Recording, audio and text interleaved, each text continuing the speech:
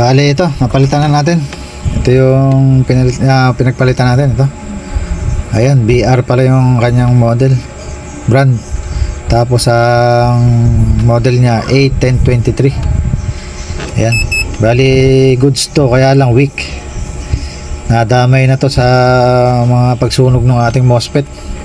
Humina, pero good sa signal. Bali isang side lang, yung isang transistor lang yung may diferensya. Pinalitan na natin parehas para sure. Medyo malayo rin kasi may-ari nito. Bali siguro, kaya siguro hindi mapatino nung unang gumawa dahil hindi siguro na napansin na may tama yung may tama yung kanyang transistor. Bali ito, sukatan uli natin kung okay na. Sukat Paranaque. Dali, ayan. Tuto ko na lang kahit di nyo na ito to. Tingnan natin yung kaninang yung wala sa square wave, hindi siya square. Bali ito, on ko na. Ayan square na siya. Tingnan natin kung liliit pa. Bali yan, di na siya lumiliit. Okay na. Lipat natin sa kabila. Tingnan natin kung lumiliit. Bali same na rin siya. Ayan. Ayan, okay na. Bali try na naman natin yung yung ating power supply kung goods. Bali ito yung natin, tester natin. Ayan. Tingnan natin. Bali lagay ko na rito. Ayan, kita naman siguro. Focus na lang tayo sa sa ating tester. Ito yung voltage nya. Tingnan natin kung may pondo na. Bali, ayan, stable ba? Bali, ayan, stable naman. 26 volts. Stable na. Hindi katulad kanina. Bali dito sa kabila. Ito, saka ito. Ayan, bali, teka, nagagalaw lang yung kamay ko. Ay, namatay pa. Ay, naku naman. Teka lang, mahirap i-dot yung ating tester yung prod. Bali, ayan, okay na. 27. Bababa yan ng 26, ayan. Mag-i-stable din yan. Bali, goods naman na. Pwede na natin sukatan ng ng kanyang bias. Bali, sabay na natin tingnan bias. Bali yan, dyan. Tingnan lang natin. Kita naman lahat yung susukatan natin. Ayan. Bali, ito. Kabit ko na yung natin, test bulb dito. I-direct na natin test. Huwag na natin hawakan. Ayan, may ilaw na. Goods naman. Bali, dyan tayo tumingin sa tester. Tingnan natin yung bias kung meron. Ayan. Bali, di tayo mag-umpisa sa dulo. Bali yan, may 0.3 bias sa kabiyak. Ayan natin. Meron din. Unang channel yon. Ito yung pangalawang channel. Meron din 0.3. Yung katabi. Ayan, parehas lang. Lipat na tayo sa kabila rito. Bali, pangalawang channel na yun. Ito yung pangatlo. Ayan, 0.3. Tama, sakto. Lipat tayo. Sa katabi, okay naman. Bali, pangatlong channel na, pang-apat na. Last na to. Ayan, goods din. Sa katabi. Ayan, parehas na. Bali yan, safe ng lagyan ng to. Safe ng lagyan ng OPT.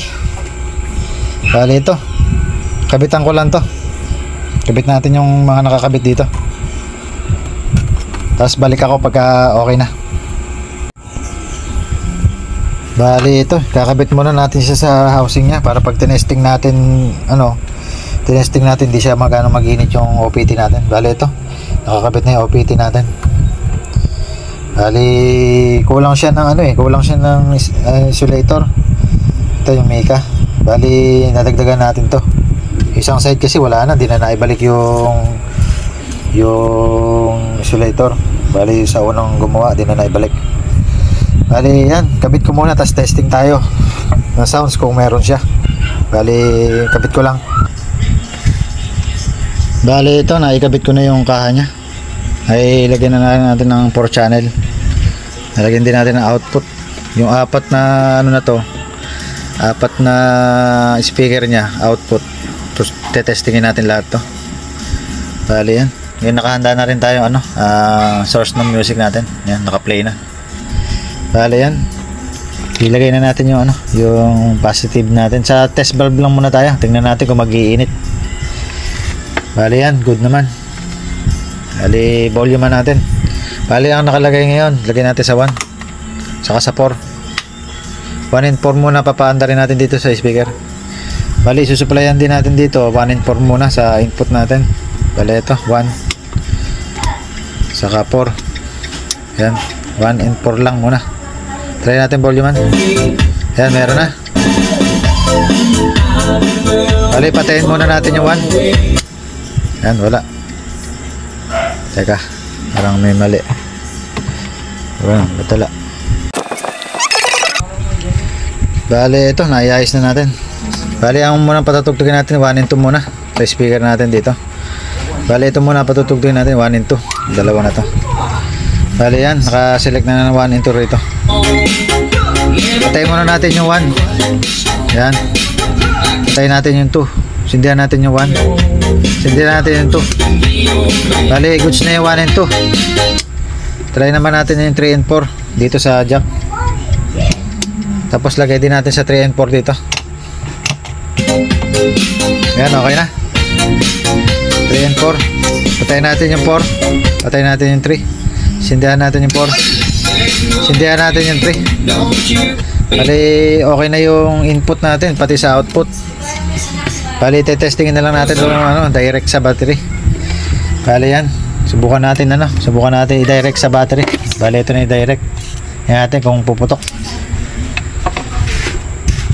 Bali yan. Pagtatagalin natin dito sa battery, testing natin kung mga ilang oras maandar. Tingnan natin kung mag-iinit yung sink niya.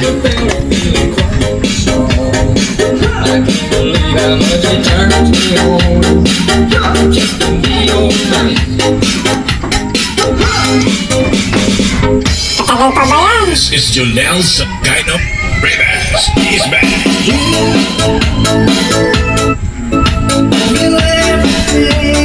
Try muna natin sa 1 and 2. Yan, 1 and 2. Try dito sa 1 and 2 rin. Ayan.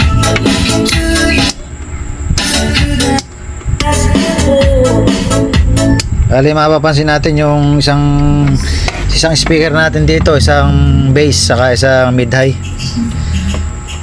Kaya nababago yung kabog. Ito ang ano, ang bass. Ito yung mid-high natin.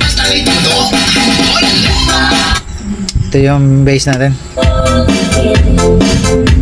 Ayan. Kaya 1 and 2. Bali ganun ako mag-test. Isang bass saka isang mid-high para nakikita ko may pagbabago. Bali mga ilang minuto na, hindi pa naman nababago yung ano niya, yung init niya, malamig pa rin. Dahil kung ito may problema, mga ilang segundo lang, minuto, bali mag-iinit na siya. Bali goods naman. Try natin yung ano dito, yung adjacent, yung bass niya, yung bass niya, volume natin. Ito. Yan. Bali lumakas naman.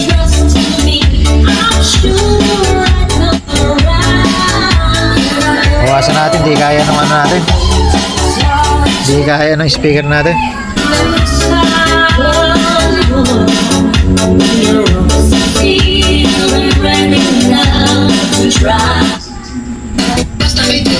Bali ano, bali goods na. Bali ayan, sa problema niya okay na. Naayos natin yung ginawa nung unang gumawa. Bali marami siyang mga piyesang ikinabit na ano, di naman umubra. Bali ito lang yung isang problema niya, weak.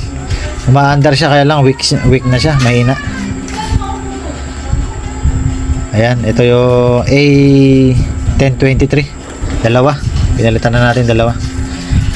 Saka yung mga ano niya, yung MOSFET niya, pinalitan natin ng ano, mga original.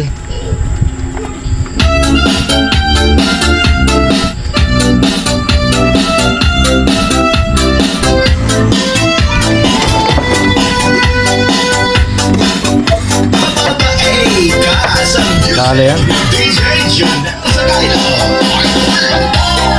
Bali maluluwag pa pala yung ano natin. Maluluwag pa yung pinaka-clamp natin. Ayan. Buti hindi nag-iinit. Bali higpitan ko na lang to. Bali yun sa power supply, oh. Hindi naman mainit. Magkabila. Okay. Bali sa problema niya okay na.